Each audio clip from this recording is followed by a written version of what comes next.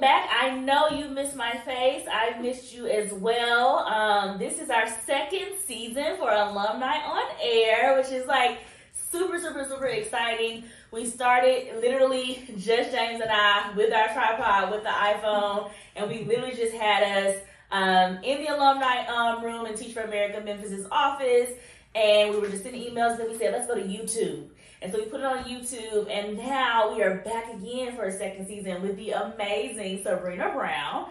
I'm so excited to have her here. She has such an amazing, incredible story to tell, and definitely wanted to hear this, especially given that we are kicking off Latinx Heritage Month with Sabrina and her story. And so I want to make sure that we honor Latinx Heritage Month, September 15th to October 15th. We're going to be sending an email out with lots of things to do in the city, as well as what's happening nationally. How does Teach for America make sure we honor this time, honor our educators, honor our community members, and our kids and families during this time. And so please be on the lookout for that. And in the chat, if you have something you're doing for Latinx Heritage Month, put it down there. Make sure that we know. Invite us out. We can come out. We can do something with you because we want to make sure that we support our community and support our kids. But now, one way we're going to support Latinx Heritage Month is hearing an amazing story from Sabrina. So Sabrina, let's go ahead. Thank you so much for coming. Thank you for inviting me. I am super excited. Like literally, y'all, I called Sabrina. I was like, hey, will you do this? Because you are expecting. And I was like, are you going to be available? And Sabrina, amazing alum. This is a poster. Okay, look. So when I call, answer. But I appreciate you so much, and I'm so excited for your beautiful bundle of joy, and I can't wait. We got some goodies coming to you as well. Awesome, thank you. But let's get started. So, who are you? Tell me, who is Sabrina? Like, if you had to tell me a little about your background and your history, what would you tell us? Yeah, when I moved to Memphis, I was Sabrina Duran, now Sabrina Brown. I was born and raised in Arizona, went to undergrad at Arizona State University, where I graduated with my degree in nonprofit leadership and management. And so when I first applied, I was like, oh, my dream is to work and Teach for America in the organization. But first I knew I wanted to serve my 2 years. And so that is like the start of my journey of, you know, born and raised in Arizona with my family, and went to Arizona State University. Oh my goodness. Arizona State. Yes. Okay. I don't know much about Arizona State, but I'm excited to hear more about Arizona State to the core. So what core were you? What happened? Did you get an email? Did you see? How did you learn about Teach for America at Arizona State? Yeah, so I'm a 2018 core member. In college, my senior year, a recruiter came into one of my classes, and she just gave a very inspiring speech. I remember going to her office hours after, and she guided me through the whole process, and I applied at one of the later deadlines, and so it was a very fast turnaround. Like, I did the interview process, got accepted, and then it came down to choosing where I was going to go. And at the time, I ironically was like, I don't think I'll teach forever, so I'm looking for a city that doesn't require me to get a master's degree.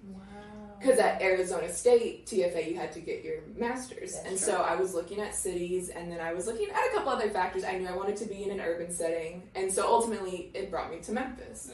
And so that's my story of how, and so Memphis was number one for me. So when I got Memphis, I was super excited. And so that's like how I got into TFA, was from a recruiter, but I ended up in Memphis at the time because I didn't think I wanted to be in education.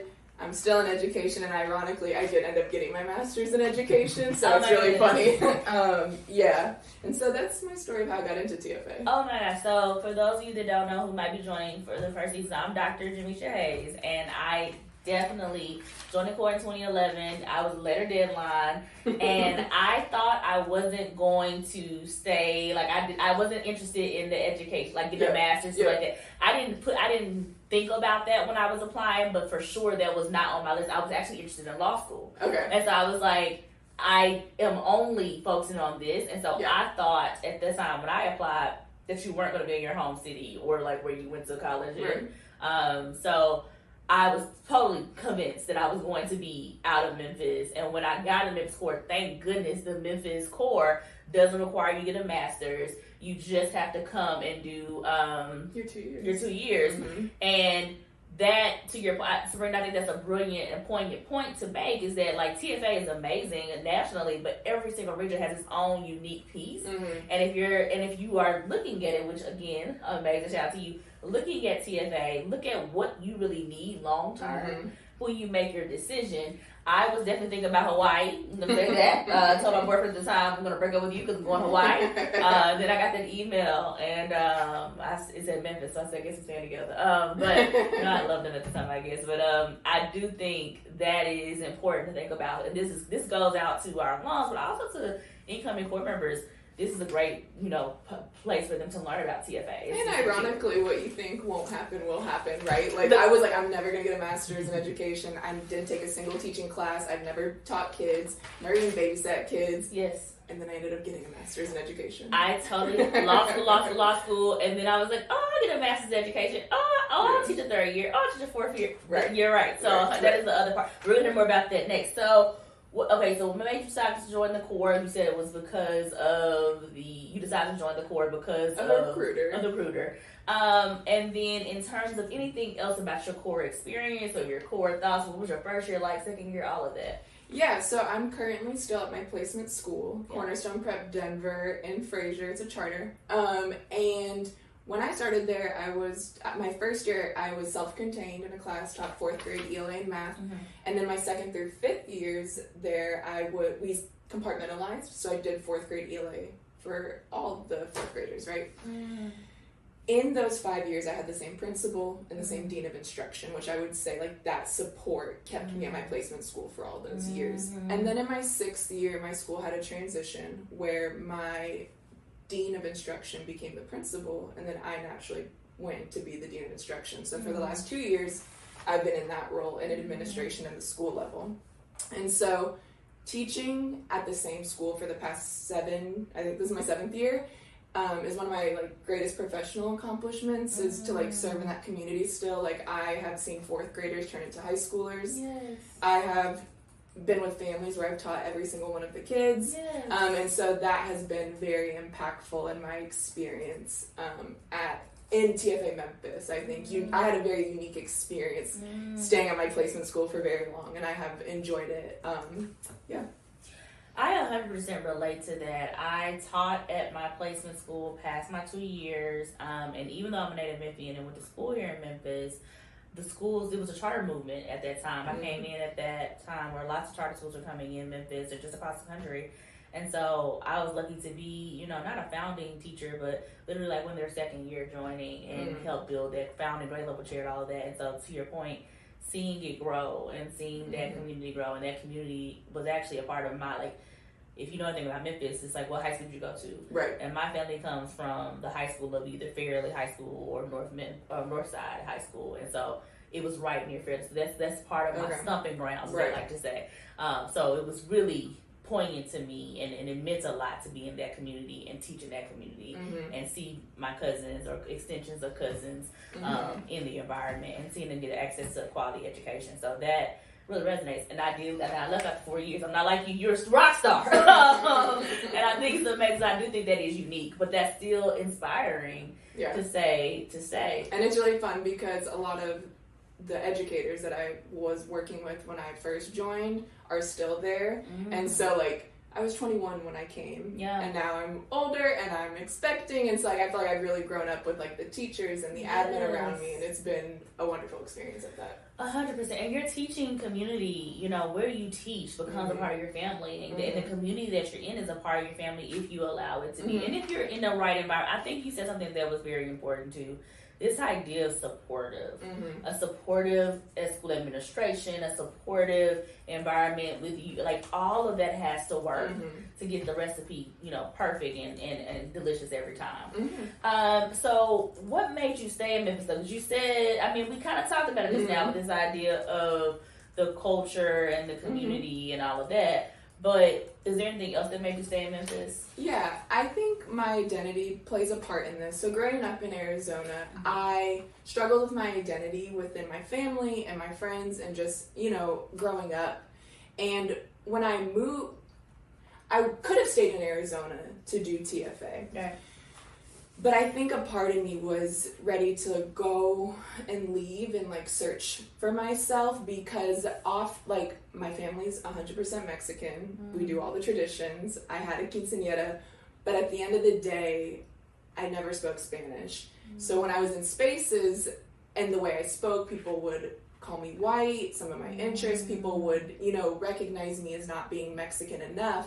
And I think that to some part you start to believe it and it becomes very heartbreaking, right? Like you think like, maybe I'm not. Yeah. And I think when I got into TFA and I came to Memphis, I was still going through that struggle. But when I came to Memphis, that didn't follow me, right? Because then I introduced myself and who I am and what my identity is. And TFA Memphis often had us in these like cohorts where we speak on like these things.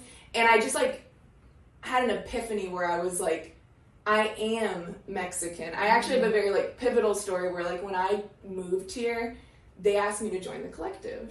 And I thought to myself like, but the collective's for people of color. And that's like I was like, woof. Because I, for so long, had to like fight to be like, I'm Mexican. And then be like, no, you're such a white girl. And I'm like, you know what I'm saying? So I think that there's a lot of reasons I stayed in Memphis. Yeah. But I think, I'll just leave it at that, I think. I think that's so powerful. You said that I got to name myself when I got to Memphis, and I actually moved to Memphis and joined TFA, and actually the experiences and traumas you had from people, not allowing you to self-identify and honor your community, your identity, and telling you what you were. You were able to say, I'm gonna stand up against that, and when I'm here, this is where I am, and I'm excited. The collective is an organization for our alums and core members of color, and so that is powerful because people, that is important that people saw you at that point and recognized and spoke back to you. Right, and because when you meet new people, like you are who you say you are. Like it doesn't come with like what you liked when you grew up or what you did when you grew up. Like it just was what it was. And I think like when you talked about like the support within my educators and my professional, I also found my support in my personal, whether it was fellow core members who are still lifelong friends or people I've just met in Memphis for staying in Memphis for so long, that like I am who I am. I'm accepted. I'm loved. And that has like, I think ultimately why I choose to stay. I'm accepted. I am loved. And this is why I choose to stay. I wanted to take a moment to think about that. The power of naming self. In this moment, in this world that we live in, it's so many people that don't get to name themselves, whether it be their identity, whether it be what you see when you first meet them, or just because of their own, what they experienced growing up, they don't feel like they can speak and say. And I just want to take a moment to reflect on that. When did you name yourself? When did you call out and say, I am here, I am loved, I am accepted, and I actually feel planted and rooted in something and committed in something? And if that isn't the case, let's think about how we can support you, especially if you're an alum. We have the collective, we have Prism, we are open to starting new groups. And so as you're looking at this, think about, one, do you feel like you can say your name and that you feel confident in who you are and what you're doing in the work that you do, in your identity? And if not, please reach out to us, James and myself, and we will make sure that we can create a space for you to figure that out. But again, we're going to take a moment and we're going to be right back.